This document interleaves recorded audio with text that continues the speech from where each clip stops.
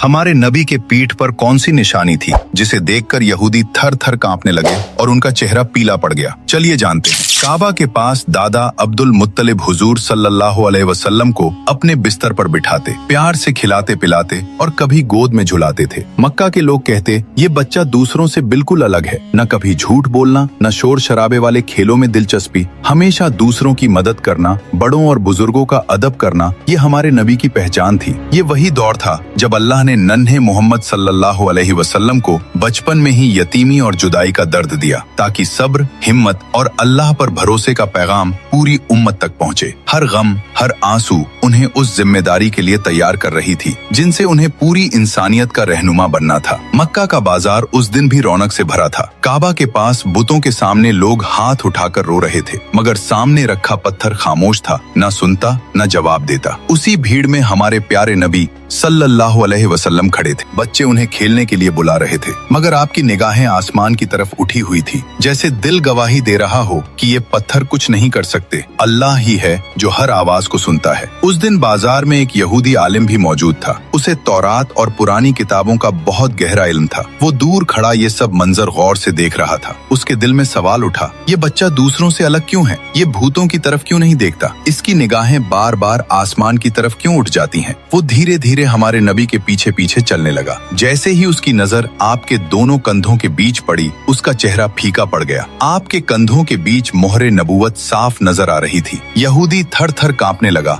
और कांपते हुए कहा, यही वो आखिरी नबी है, यही है वो जिसकी निशानियां हमारी किताबों में सदियों से लिखी है। लेकिन उसी पल उसके दिल में जलन की आग भड़क उठी। उसने सोचा, नबूवत तो हमारी कौम को मिलनी चाहिए थी, ये अरबों का बच्चा कैसे? शाम होते ही वो अपने साथियों के पास पहुंचा, जहां और कई यहूदी आलिम जमा थे। उसने कहा, आज मैंने उसे देख लिया। उस बच्चे की पीठ पर नबूवत का मोहर है। वो बुतों को नहीं मानता, उसकी निगाहें सिर्फ आसमान की ओर उठती है। वही आखिरी नबी है। ये सुनते ही बाकी आलिमों के भी चेहरे पीले पड़ गए। एक ने तौरात की इबारत पढ़ते हुए कहा, यहाँ लिखा है, मैं उनके भाइयों में से तुम्हारे जैसा एक नबी उठाऊंगा। भाइयों से मुराद बनी इजराइल के भाई हैं, यानी अरब, क्योंकि हजरत इस्माइल अलैहिस्सलाम और हजरत इसहाक अलैहिस्सलाम दोनों हजरत इब्राहिम अलैहिस्सलाम के बेटे थे। मतलब निशानी साफ तौर पर कुरैश की तरफ इशारा कर रही थी, यानी तुमने जिस बच्चे को देखा वो वाकई आखिरी नबी है। ये वही बच्चा है जो पूरी दुनिया में नबूवत का झंडा लहराएगा और अदलों, इंसाफ और मोहब्बत का पैगाम देगा। पूरी दुनिया उसकी मोहब्बत में दीवानी हो जाएगी। सुभान अल्लाह। दोस्तों,